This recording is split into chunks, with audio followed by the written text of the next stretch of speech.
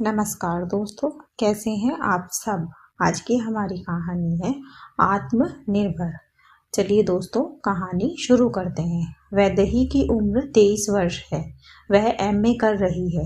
वैदेही एक बहुत ही संपन्न फैमिली से बिलोंग करती है। उसके पिताजी दिवाकर जी एक बिजनेसमैन है।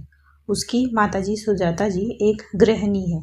वैदेही के एक बड़ी बहन मानवी है जो कि शादीशुदा है और एक छोटा भाई है।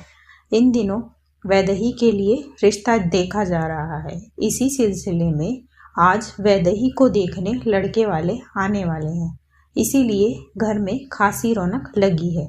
जब लड़के वाले आए तो वैदेही को तैयार कर लाया गया। वैदेही पिंक कलर की साड़ी में बहुत ही प्यारी लग रही है। तब सवाल जवाब का दौर शुरू हुआ। वैदेही से उसका नाम, हॉबीज, पढ़ाई पूछा गया फॉर्मेलिटी के लिए। फिर असली सवाल, लड़के की माँ ने पूछा, तुम आगे पढ़ना चाहती हो?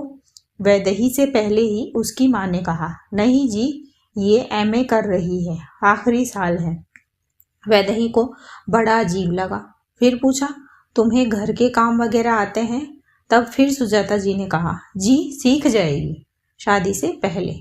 तब लड़के की माँ ने कहा, जी हमें घर गृहस्थी संभालने वाली लड़की चाहिए। घर में रुपये पैसे की कोई कमी नहीं है, बस घर संभालने वाली चाहिए। और वे लोग चले गए। तब वैदेही ने अपने पापा से कहा, पापा मुझे ये शादी नहीं करनी। दिवाकर जी ने पूछा, क्यों नहीं करनी?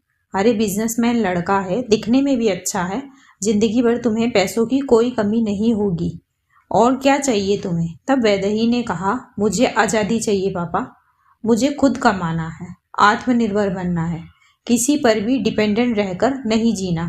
आई want to be financially independent पापा।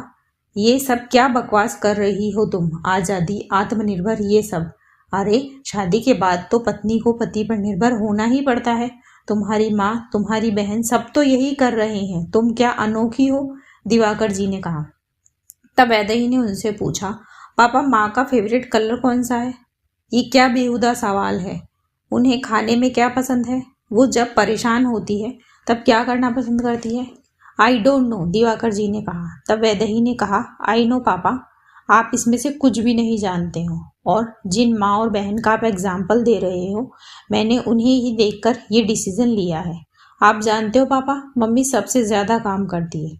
बेशक हमारे घर में नौकर चाकर है, फिर भी वो खाना अपने हाथ से बनाकर हमें खिलाती है। अपनी बीमारी में भी हम सबकी ज़रूरतों का ध्यान रखती है। आपसे पूछे बिना कोई काम नहीं करती। फिर भी आप पापा मम्मा को किसी के भी सामने डांट देते हो। कई बार तो आपने मम्मा को ये तक कहा कि ये घर आपका है, वो जा सकती है। पापा मम्मा तो अपनी पसंद का खाना तक नहीं बनाती, वो तो खाना कपड़े सब आपकी पसंद का पहनती है, फिर भी ये घर उनका नहीं है। मैं ऐसी लाइफ नहीं जीना चाहती पापा, इसीलिए मुझे अभी शादी नहीं करनी पापा। जब तक मैं खुद कमाने ना लग जाऊं, एटलीस्ट तब तक तो नहीं, एंड दैट इज़ फाइनल।